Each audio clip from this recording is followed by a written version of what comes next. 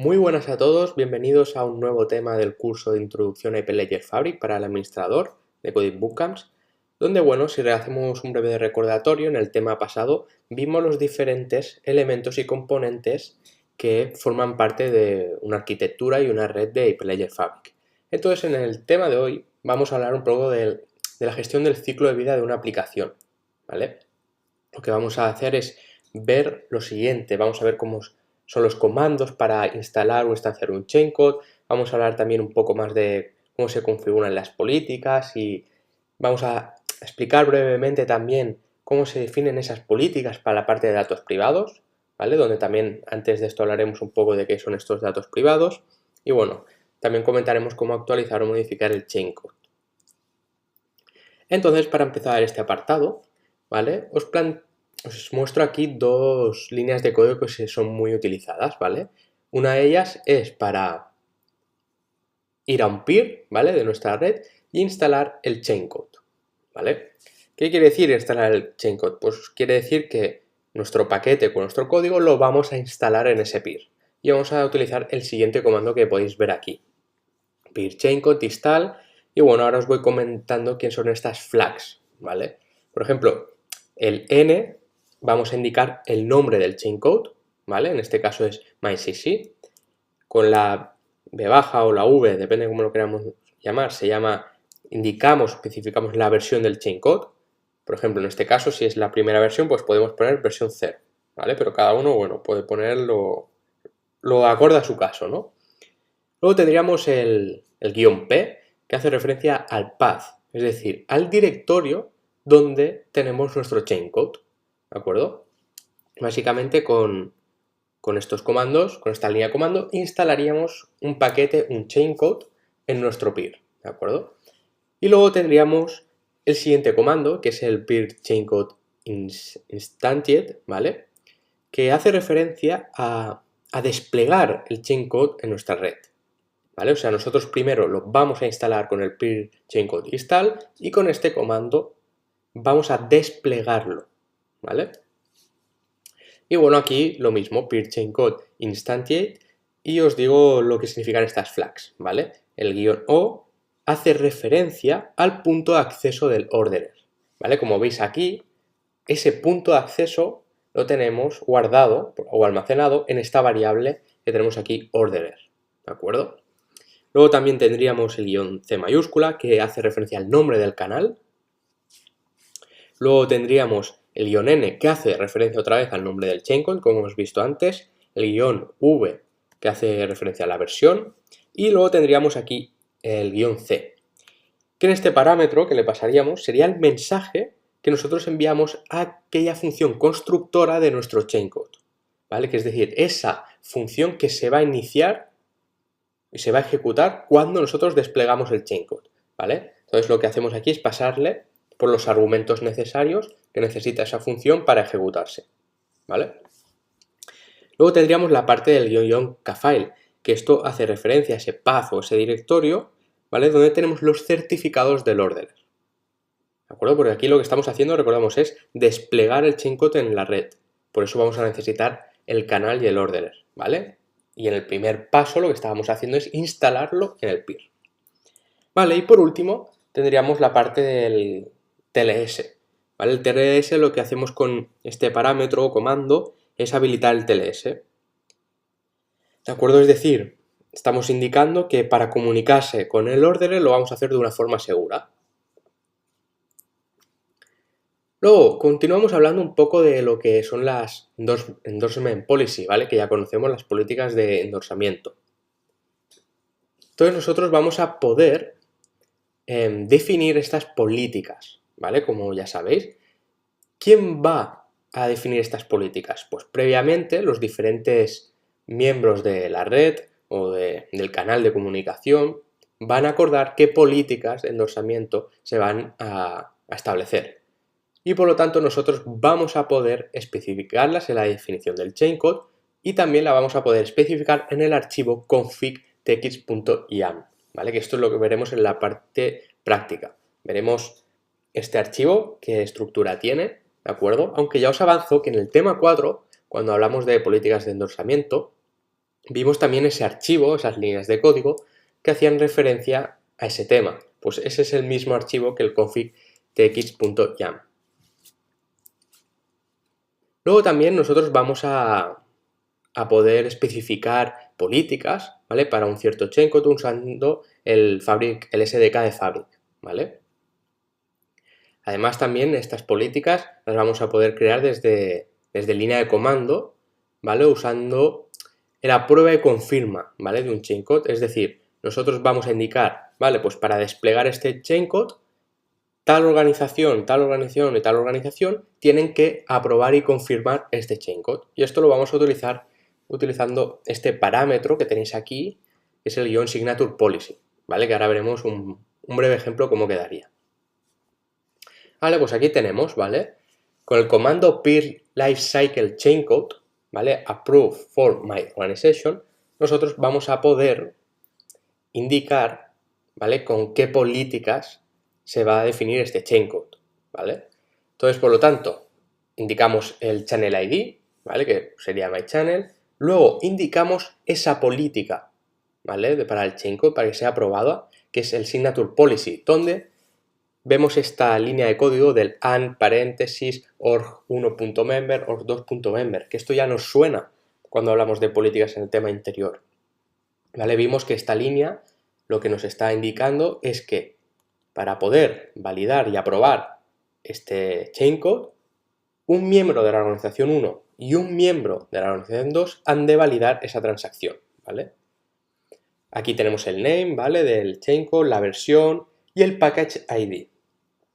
¿Qué es el package ID? Nosotros cuando desplegamos, instalamos un chaincode en un peer, ese chaincode va a tener un identificador, ¿de acuerdo? Un identificador único para ese chaincode, que es todo este número que tenemos por aquí, ¿de acuerdo? Entonces esto también lo vamos a tener que especificar. El sequence 1, bueno, decimos que nos comunicamos por TLS habilitado, y bueno, el kfile, que es el directorio de las credenciales, ¿vale? Del order service, ¿vale? Como ya conocemos. Y bueno, aquí veis un directorio bastante largo, pero básicamente donde va a parar este directorio, ¿vale? Es a estos certificados, ¿vale? TLS, a este certificado PEM, ¿de acuerdo? Entonces, básicamente, la definición o conclusión que podemos sacar de toda esta línea de código es que se van a probar la definición de este chaincode, ¿vale? mycc, con la política and organ1.member, organ2.member, como ya conocemos. ¿Qué quiere decir? Que requiere que un miembro de la organización 1 y la organización 2 firme la transacción, ¿de acuerdo? Luego también, después de que un número suficiente de miembros del canal hayan aprobado esa definición del chaincode, ¿vale? Podemos asignar esa política al canal, ¿de acuerdo? Y lo vamos a poder hacer con este comando de aquí tan largo, ¿vale? Ya podéis ver que es muy largo, pero básicamente la longitud es debida a las rutas, a los directorios de los certificados digitales, ¿vale? Entonces, antes de comentar un poco este código, hagamos un breve repaso y nos situamos. Nosotros hemos instalado el chaincode, ¿vale? En nuestro peer, lo vamos a querer desplegar, hemos definido esas políticas de endosamiento para ese chaincode, y una vez que esas políticas se han cumplido, es decir, los miembros han firmado y validado esa definición de chaincode, nosotros vamos a poder asignarlas al canal, ¿vale? Entonces lo podemos hacer con este comando, peer lifecycle chaincode commit, ¿vale? Indicamos el punto de acceso al orderer, el channel ID, indicamos la política otra vez, ¿vale? Podemos ver aquí tenemos también el nombre del chaincode, la versión, la sequence, ¿vale? Aquí una serie de parámetros como el TLS o el kfile o el init require, ¿vale? Aquí podemos ver que nos vamos al certificado PEM del orderer y bueno, también vemos aquí que hacemos referencia al peer address de la organización 1 con sus certificados digitales y lo mismo para la organización 2 con sus certificados digitales. Entonces vamos a hablar ahora un poco de los datos privados, ¿vale? ¿Qué son los datos privados?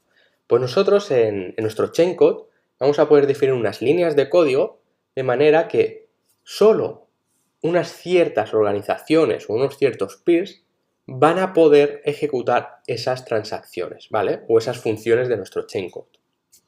De manera que si yo soy un peer que voy a ejecutar esa función de mi chain code y no estoy autorizado, es decir, el chain code no está configurado para que yo pueda consultar dicha información o modificar dicha información o dichos datos, no me va a permitir, ¿vale?